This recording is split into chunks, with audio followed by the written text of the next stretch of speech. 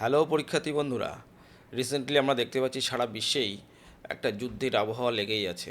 কোথাও ইউক্রেন রাশিয়ার যুদ্ধ, কোথাও ইসরায়েল ইরানের যুদ্ধ, কোথাও ইসরায়েল লেবাননের যুদ্ধ, কোথাও ইসরায়েল হুতির যুদ্ধ, কোথাও হুতি ইউএসের যুদ্ধ।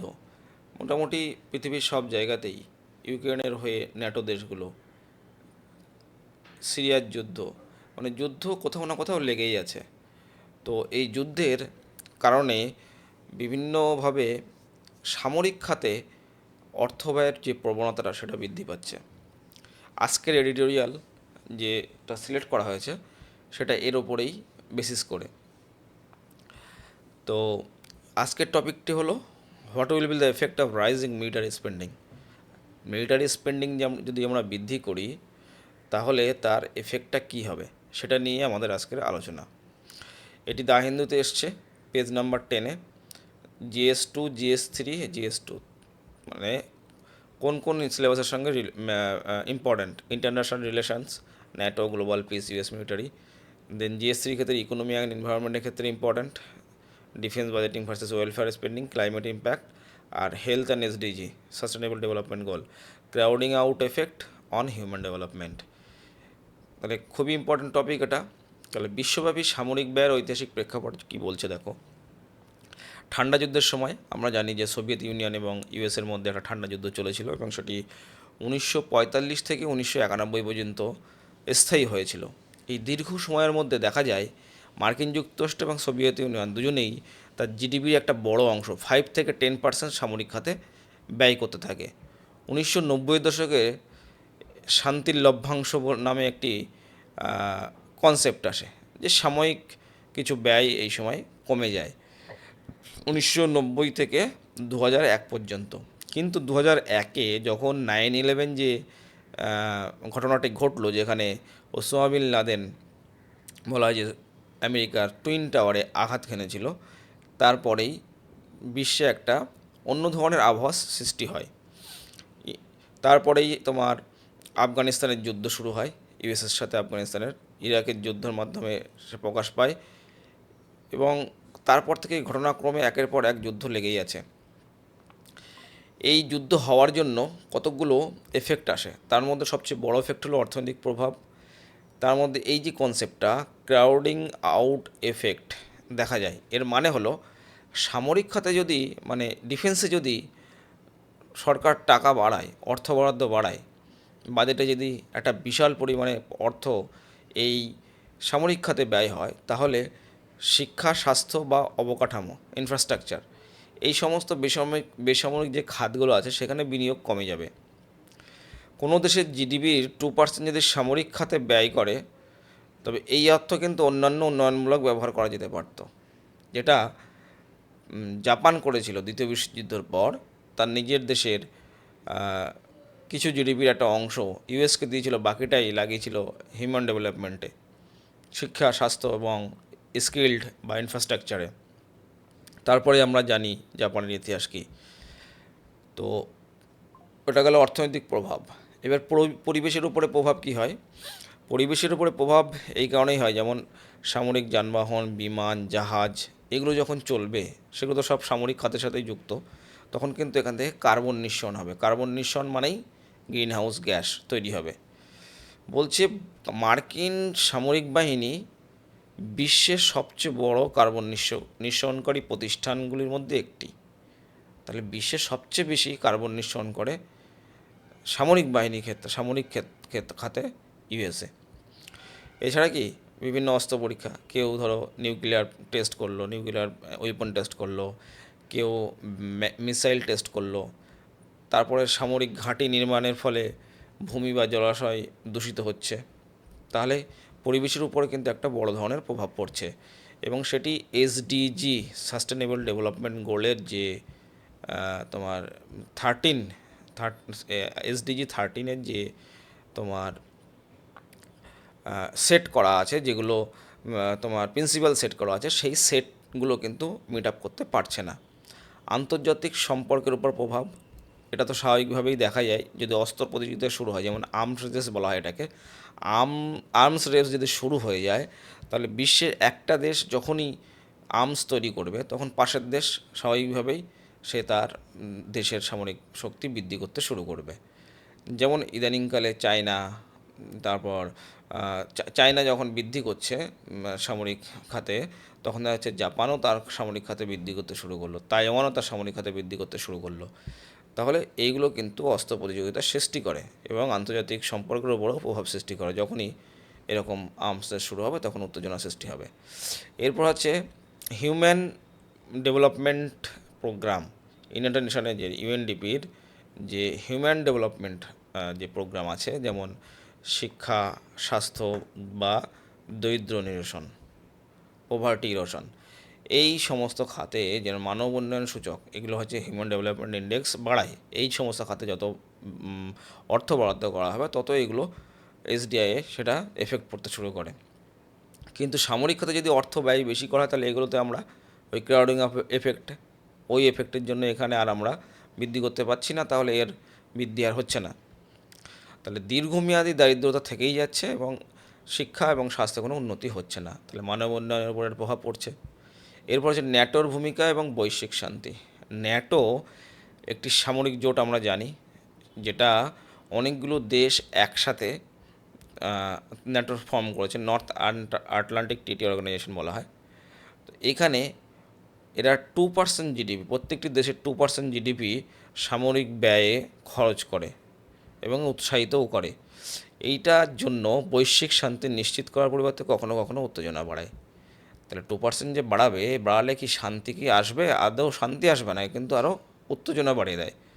যেমন বলা হচ্ছে ইউক্রেনের যুদ্ধের পর ন্যাটোর সামরিক ব্যয় বৃদ্ধি করার জন্য রাশিয়ার সাথে এদের সম্পর্ক আরও জটিল হয়ে গেছে। অন্যান্য দেশের ক্ষেত্রেও সেই সামরিক শক্তি বাড়াতে পরিচিত করবে, তাতে বিশ্বের শান্তি নষ্ট হবে। নৈতিক দৃষ্টিকোণ থেকে যদি আমরা দেখি, তাহলে কোনো দেশ তার সম্পদের বড় অংশ যদি অস্ত্র যুদ্ধ প্রস্তুতিতে ব্যয় করে, তাহলে প্রশ্ন উঠে আসে এই অর্থ কি জনগণের কল্যাণে ব্যবহার করা যেত না? অবশ্যই ব্যবহার করা যেত। যদি এখানেই ক্ষয় করতে তাহলে তো ব্যবহার করা যাবে না। টেকসই উন্নয়ন, যেগুলো ইনফ্রাস্ট্রাকচার ডেভেলপমেন্ট, যেগুলো অনেক দিন ধরে থাকবে, এরকম উন্নয়ন মানবাধিকারের প্রচারের পরিবর্তে অস্ত্রের বিনিয়োগ কিন্তু নৈতিকভাবে বিতর্কিত। তাহলে নীতিগতভাবে কোনো না কোনোভাবে এটা বিতর্কিত। মার্কিন যুক্তরাষ্ট্রের ভূমিকা দেখো। মার্কিন যুক্তরাষ্ট্র $997 বিলিয়ন সামরিক খাতে ব্যয় করেছে 2024 সালে। 3 বিলিয়ন কম, $1 ট্রিলিয়ন। তাহলে বুঝতে পারছো, $997 বিলিয়ন এরা খরচ করেছে। বলছে বিশ্বের যত সামরিক খরচ, যদি আমরা ধরি 3 ট্রিলিয়ন বিশ্বের খরচ, তার মধ্যে 40% ব্যয় করছে, ধরো 10 বিলিয়নই ধরো, তার মধ্যে 40%, 4 ট্রিলিয়ন। এই হচ্ছে টোটাল বিশ্বের যা খরচ, তার 40% খরচ করছে আমেরিকা। তাহলে বিশ্বে যদি 10 ট্রিলিয়ন খরচ হয়, 4 ট্রিলিয়নই আমেরিকায় নিজেই খরচ করছে। তাহলে বুঝতেই পারছো যে কতটা মার্কিন যুক্তরাষ্ট্র কতটা এখানে তার প্রভাব রাখছে। কিনেসিয়ান বনাম নিও ক্লাসিক্যাল দৃষ্টিভঙ্গি। কিনেসিয়ান দৃষ্টিভঙ্গি থেকে বলছে যে সামরিক ব্যয় অর্থনীতিকে উদ্দীপন করে, কারণ এটি চাকরি সৃষ্টি করে এবং চাহিদা বাড়ায়। আর নিও ক্লাসিক্যাল বলছে যে দীর্ঘমেয়াদে কিন্তু বেসামরিক বিনিয়োগ কমায়, মানে স্বাস্থ্য, শিক্ষা, দারিদ্র্য কমানো, ইনফ্রাস্ট্রাকচার, এই সমস্ত জায়গায় বিনিয়োগ কমে যায়। দীর্ঘদিন ধরে যদি এই খরচটা চলতে থাকে, তাহলে ওই খাত থেকে খরচটা কমে এদিকে চলে আসছে এবং এটা অর্থনীতিকে যে বৃদ্ধি করবে, যে রেটে বৃদ্ধি করতো, সেটা কিন্তু কমিয়ে দেবে দীর্ঘদিন ধরে যদি এটা চলতে থাকে। এবার হচ্ছে আমরা ডাইনামিক কিছু ফ্যাক্টস দেখে নিই, যেটা বর্তমানে চলছে, নিউজে আসছে সেইগুলো। 2024 সালে সামরিক ব্যয় বলছে $2.718 ট্রিলিয়ন ছুঁয়েছে বিশ্বের মোট, এবং 2023 সালের তুলনায় 9.4% বৃদ্ধি পেয়েছে। তাহলে টোটাল কত খরচ হচ্ছে? $2.718 ট্রিলিয়ন। আর 2023-এর তুলনায় সেটা 9.4% বৃদ্ধি পেয়েছে। তাহলে কতটা বৃদ্ধি পেয়েছে? প্রায় 10%। খরচ যা হচ্ছে তার থেকে 10%। এবং বলা হচ্ছে 5টি দেশ, মার্কিন যুক্তরাষ্ট্র, চীন, রাশিয়া, জাপান আর ইন্ডিয়া 5 নম্বরে, এই 5টি দেশ টোটাল 60% খরচ করেছে। যেটা আমরা এক্ষুনি দেখলাম, $993 বিলিয়ন শুধু ইউএসএ, $997 বিলিয়ন শুধু ইউএসএ খরচ করেছে। তাহলে ইন্ডিয়া 5 নম্বরে। তো বুঝতেই পারছো এটা কত বড় একটা চ্যালেঞ্জের বিষয়, কত অর্থ এদিকে চলে আসছে। বিশেষ করে ইউক্রেন যুদ্ধ এবং মধ্যপ্রাচ্যের সংঘাত। ইউক্রেন যুদ্ধ, ইউক্রেনের সাথে রাশিয়ার যে যুদ্ধ, ন্যাটো নিচে থেকে ইউক্রেনকে সাহায্য করছে, ইউএস সাহায্য করছে। আবার এদিকে মধ্যপ্রাচ্য মানে মিডল ইস্টে যেমন ইসরায়েলের সাথে বিভিন্ন দেশের যে যুদ্ধটা হচ্ছে, সেখানেও ইউএস সাপোর্ট করছে, অনেক ন্যাটোর কান্ট্রিও সাহায্য করছে। আবার এই যে যুদ্ধগুলো হচ্ছে, এই যুদ্ধর ফলে কিন্তু এই খরচগুলো কিন্তু বাড়ছে প্রত্যেক দেশের আর্মস রেসের জন্য। ইউরোপের সামরিক ব্যয় বৃদ্ধি হয়েছে। ইউরোপে যেমন ইউরোপিয়ান ইউনিয়ন থাকে, ইউরোপিয়ান ইউনিয়নের যে কান্ট্রিগুলো আছে, তারা সামরিক ব্যয় 30%-এর বেশি বাড়িয়ে দিয়েছে। দেশগুলো, সদস্য দেশগুলো 30%-এরও বেশি বাড়িয়ে দিয়েছে। 2024 সালে বলছে ইউ এর মোট সামরিক ব্যয় ছিল $326 বিলিয়ন। তাহলে আমেরিকান $997 ছিল বিলিয়ন ডলার, আর ইউরোপিয়ান ইউনিয়ন আছে 326 বিলিয়ন ইউরো। এটা কোনো ডলারে ছিল, এটা হচ্ছে ইউরোতে। আর ইউরোপীয় কমিশনের রিআর্ম ইউরোপ পরিকল্পনা 2028 সালের মধ্যে অতিরিক্ত $800 বিলিয়ন, মানে রিআর্ম ইউরোপ বলে একটা ইউরোপীয় কমিশনে কনসেপ্ট গ্রহণ করা হয়েছে, এবং সেটা বলা হচ্ছে 2028 সালের মধ্যে 800 বিলিয়ন পর্যন্ত খরচ করবে। এটা অর্থনৈতিক উদ্দীপনার জন্য বৃদ্ধি হলেও কিন্তু অনেক ক্ষতিকর জিনিস। পরিবেশগত ক্ষতি যদি আমরা বলছে 2025 সালে একটি গবেষণায় বলছে ন্যাটোর এই যে সামরিক ব্যয় বৃদ্ধি হয়েছে, এই সামরিক ব্যয় বৃদ্ধির জন্য 200 মিলিয়ন টন গ্রিনহাউস গ্যাস নিঃসরণ বাড়াতে পারে। অলরেডি আমরা দেখছি, আগের দিনেই আমরা প্রাইম কন্টেন্টে দেখলাম যে হিট ওয়েভের কারণে সারা বিশ্বে কী অবস্থা, কত টেম্পারেচার বাড়ছে, তাপপ্রবাহ, তীব্র তাপপ্রবাহ এগুলো চলছে। তারপরে যদি আবার 2028-এর মধ্যে 200 মিলিয়ন টন গ্রিনহাউস গ্যাস নিঃসরণ হয়, এটা তো শুধু ইউরোপিয়ান ইউনিয়ন বললাম, বাকি দেশগুলো তো করছেই। তাহলে ক্লাইমেট অ্যাকশনের যে SDG 13, এই লক্ষ্যমাত্রা পূরণে কিন্তু বাধা সৃষ্টি করছে। আচ্ছা, সাস্টেনেবল ডেভেলপমেন্ট গোলের উপরে আমরা একটা আলাদা করে ভিডিও করব। অনেকগুলো সাস্টেনেবল ডেভেলপমেন্ট করবো, অনেকগুলো এরকম ইন্ডেক্স আছে, সেই ইন্ডেক্সগুলো মেনে বিভিন্নভাবে ক্লাইমেটকে বাঁচানোর জন্য কাজ করা হয়। অর্থনৈতিক প্রভাবের সাম্প্রতিক বিশ্লেষণ কী বলছে দেখো, যে ইউ তার জিডিপির 1.5% বৃদ্ধি করেছে সামরিক খাতে। তাতে দেখা যাচ্ছে জিডিপি 0.5% বাড়বে, কিন্তু ঋণ মানে ডেট টু জিডিপি এটা বলছে 2% বেড়ে যাবে। 2% বেড়ে যাবে, 2% বেড়ে যাওয়া মানে বুঝতে পারছো। এর বাইরে বলছে R&D মানে রিসার্চ অ্যান্ড ডেভেলপমেন্ট এবং অবকাঠামো ইনফ্রাস্ট্রাকচার, এগুলো বিনিয়োগ বাড়ালে বলছে দীর্ঘমেয়াদী ইতিবাচক প্রভাব হতে পারে, ইতিবাচক। কিন্তু যারা আমদানি নির্ভর কান্ট্রি, বিশেষ করে মিডল ইস্ট, হ্যাঁ, এই যে কান্ট্রিগুলো যাদের কাছে টেকনোলজি নেই, যারা আর্মস তৈরি করতে পারে না, ইন্ডিয়াতে যেমন মেক ইন ইন্ডিয়া চালু হওয়ার পর থেকে অনেক আর্মস ইন্ডিয়া নিজেই তৈরি করছে, ব্যালিস্টিক মিসাইল তৈরি করছে এবং লঞ্চার তৈরি করছে। এগুলো ইন্ডিয়ার নিজস্ব টেকনোলজি তৈরি হচ্ছে, কিন্তু যেগুলো আবার বাইরে থেকে ইম্পোর্ট করা হচ্ছে, সেগুলো কিন্তু যে ইনভেস্টমেন্ট করা হচ্ছে সেগুলো কিন্তু কাজের নয়, সেগুলো কিন্তু আদতে আমাদের জিডিপির ক্ষতি করবে। মানব উন্নয়নের উপর প্রভাব, এগুলো হচ্ছে সমাজ কল্যাণ প্রকল্পে বিনিয়োগ কমে যাচ্ছে, স্বাভাবিকভাবে সেটা হলে SDI কমে যাবে, যেটা অলরেডি আমরা আলোচনা করলাম। আর আঞ্চলিক প্রভাব বলছে মধ্যপ্রাচ্য এবং এশিয়া, সামরিক ব্যয় 2024 সালে 15% বৃদ্ধি পেয়ে $243 বিলিয়ন হয়েছে মধ্যপ্রাচ্য এবং এশিয়াতে। ইসরায়েল লেবানন উল্লেখযোগ্যভাবে তার ব্যয় বাড়িয়েছে। ইরানের ব্যয় কিন্তু নিষেধাজ্ঞার জন্য, আর্থিক নিষেধাজ্ঞার জন্য 10% কমেছে। এশিয়ায় চীন তার সামরিক ব্যয় 7% বাড়িয়েছে, $314 বিলিয়ন করেছে। স্বাভাবিকভাবে জাপান এবং তাইওয়ান তারা বৃদ্ধি করবে, যেটা অলরেডি একটু আগে বললাম। নৈতিক এবং কূটনৈতিক চ্যালেঞ্জ, জেফ্রি স্যাক্সের মতে বলছে, বিষয়গুলো বলছে সামরিক ব্যয় পরিবর্তে যদি কূটনীতি, বিনিয়োগ, শান্তি এবং অর্থনৈতিক হিসেবে নিশ্চিত করতে পারে। সামরিক ব্যয় করলে কিন্তু কোনোভাবেই শান্তি আসে না, সেখানে আরও অশান্তি বাড়ে, দেশের মধ্যে টেনশন শুরু হয়। তো কূটনীতির মাধ্যমে, ডিপ্লোমেসির মাধ্যমে সমস্যাগুলো মেটানো উচিত। আর ভারতের প্রেক্ষাপটে যদি বলা হয় 2024 সালে বিশ্বের পঞ্চম বৃহত্তম সামরিক ব্যয়কারী দেশ হিসেবে 86.1 কত বিলিয়ন ডলার, 86.1 বিলিয়ন ডলার এত টাকা খরচ করেছে ইন্ডিয়া। মেক ইন ইন্ডিয়া উদ্যোগে বিভিন্ন অস্ত্র নিজেরা তৈরি করলেও এই খরচগুলো কিন্তু হচ্ছে। এবার বলা হচ্ছে বিশেষজ্ঞরা সতর্ক করেছেন যে সামরিক ব্যয়ের যে ক্রমবর্ধমান যে প্রবণতাটা এটা যদি থাকে তাহলে বিশ্বের অর্থনীতি, পরিবেশ, মানব উন্নয়নের ওপর গভীর প্রভাব ফেলবে। সিওপি কনফারেন্স অফ পার্টিস, যেটা UNFCC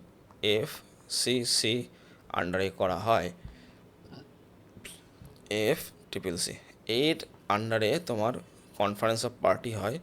যেমন এবার 29 হয়েছে, এটা তোমার আজারবাইজানে হয়েছিল এবার। তো এইখানে এই সম্মেলনে উন্নত দেশগুলির সামরিক ব্যয় বৃদ্ধির সমালোচনা করেছে সবাই।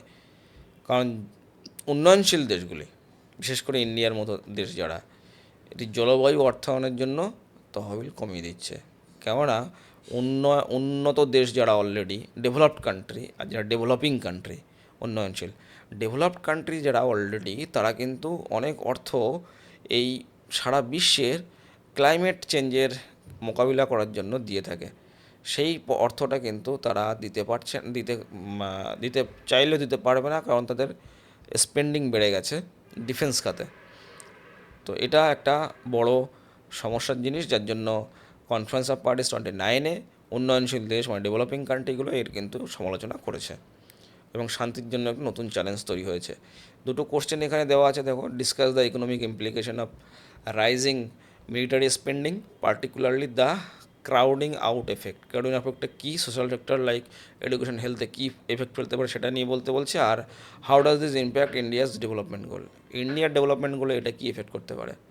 2 নম্বরে করছে মধ্যে rising global military spending has raised concern about it's environmental and geopolitical consequences. Analyse the impact of increase military expenditure on climate goal SDG 13। SDG 13-এ কীভাবে মিলিটারি এক্সপেন্ডিচার ইম্প্যাক্ট ফেলতে পারে সেটা অ্যানালাইজ করতে বলছে। তাহলে দুটো কোশ্চেন লিখে ফেলবে, কোশ্চেন অ্যান্সার। আর যদি অ্যান্সারের প্রয়োজন হয় তাহলে কমেন্টে অবশ্যই জানাবে, আমরা নোট প্রোভাইড করে দেবো গ্রুপে। আর এবার হচ্ছে আমাদের দুটো প্রিলিমসের কোশ্চেন দেখে নিই কীরকম কোশ্চেন হতে পারে। Which of the following statements are correct regarding the effect of rising military spending. Rising military স্পেন্ডিংয়ের জন্য এই নিচের স্টেটমেন্টগুলোর মধ্যে কোনটা ঠিক। বলছে spending often leads to a crowding effect. Crowding effect এবারে তৈরি করে reducing investment in education and health. Education হেলথে খরচ কমিয়ে দেয়, এটা ঠিক আছে। তাহলে military activities contribute significantly to carbon emission impacting climate goal SDG 13। তাহলে এটাও ঠিক আছে, কার্বন এমিশন বাড়ায়, SDG 13-কে ইম্প্যাক্ট করছে। আর ন্যাটোস 2% GDP military spending target promote global piece without any adverse effect. এটা একদমই ভুল, কোনোভাবেই হতে পারে না। জিডিপি যদি স্পেন্ডিং বাড়ানো হয় মিলিটারিতে তাহলে কি বাড়বে, শান্তি হবে? শান্তি হবে না, তাহলে এটা ভুল। Increase military spending always leads to an arms race. Arms রেসে কিন্তু এটা মিলিটারি স্পেন্ডিং অলওয়েজ একটা তোমার কন্ট্রিবিউশন দেয়, কিন্তু সবসময় কিন্তু সেটা হয় না। ইন্টারন্যাশনাল রিলেশন ডিস্টেবিলাইজ হয় না, কূটনীতির মাধ্যমে সেগুলো কিন্তু সমাধান করা যায়। তাহলে এটাও ভুল। তাহলে অ্যান্সার হবে 1 and 2, যদিও অনেকটাই এই আর্মস রেস নিজেদের মধ্যে সম্পর্ক নষ্ট করতে পারে। সেকেন্ড কোশ্চেন হলো which of the following assessments are true about the recent trend in global military spending as of 2025। তাহলে এর মধ্যে গ্লোবাল মিলিটারি স্পেন্ডিংয়ের যে 2024-এর যে ট্রেন্ডটা দেখা গেছে তার মধ্যে এই স্টেটমেন্টগুলোর মধ্যে তার মধ্যে কোনগুলো সঠিক। বলছে global military spending reach 2.71 trillion in 2024 এবং 9.4% ইনক্রিজ ফ্রম 2020। এটা তাহলে ঠিকই আছে, আমরা দেখলাম একটু আগে ডেটাগুলো। তাহলে ডেটাগুলো ইম্পর্ট্যান্ট, যেগুলো দেওয়া আছে ভালো করে পড়বে। নেক্সট হচ্ছে Euro's military spending increase by 30% due to Ukraine conflict. এটাও ঠিক আছে, ইউরোপের কান্ট্রিগুলো 30% ইনক্রিজ করেছে স্পেন্ডিং। আর India's military spending 2024 is highest in the world surpassing the USA। এটা তো একদমই ভুল। ইন্ডিয়া 86 বিলিয়ন ডলার আর USA 997 বিলিয়ন ডলার স্পেন্ড করেছে। আর middle east saw a 15% rise in military spending driven by Israel and Lebanon. এটাও ঠিক আছে, মিডিল ইস্টের আমরা দেখলাম একটু আগে ডেটা। আর NATO increase spending had no impact on greenhouse emissions. এটা একদমই ভুল, কারণ আমরা একটু আগেই দেখলাম 800 মিলিয়ন তোমার গ্যাস ইনক্রিজ করবে ইন গ্রিন হাউস গ্যাস, যেটা এতে ছাড়বে, আমাদের এনভায়রনমেন্টে ছাড়বে। তাহলে এটাও এটাও ঠিক আছে। সরি, 1 2 4, হ্যাঁ এটা ভুল। তাহলে আমাদের 1 2 আর 4, এইটা কোথায় আছে? 1 2 আর 4, তাহলে এই হবে অ্যান্সার। এই হলো মোটামুটি আজকের টপিক। আমরা নেক্সট টপিক নিয়ে আবার দেখা হবে আগামীকাল। আর ক্লাসেস খুব ভালোভাবেই শুরু হবে। আমরা অনেকগুলোই টপিক তৈরি করছি, নোটস তৈরি করছি, যেগুলো শেয়ার করব অ্যাসপিরান্টদের, যাতে খুব সুবিধা হয়। তো সবাইকেই বলবো আপনারা অবশ্যই সাবস্ক্রাইব করবেন এবং ভিডিওগুলো শেয়ার করবেন, লাইক করবেন, আর যদি কিছু প্রয়োজন হয় তাহলে আপনারা কমেন্টে অবশ্যই জানাবেন। আর বেশি বেশি করে শেয়ার করবেন, যেহেতু আন্ডার প্রিভিলেজ স্টুডেন্ট যারা, তাদের জন্যই কিন্তু আমরা এই প্রকল্প শুরু করেছি। এই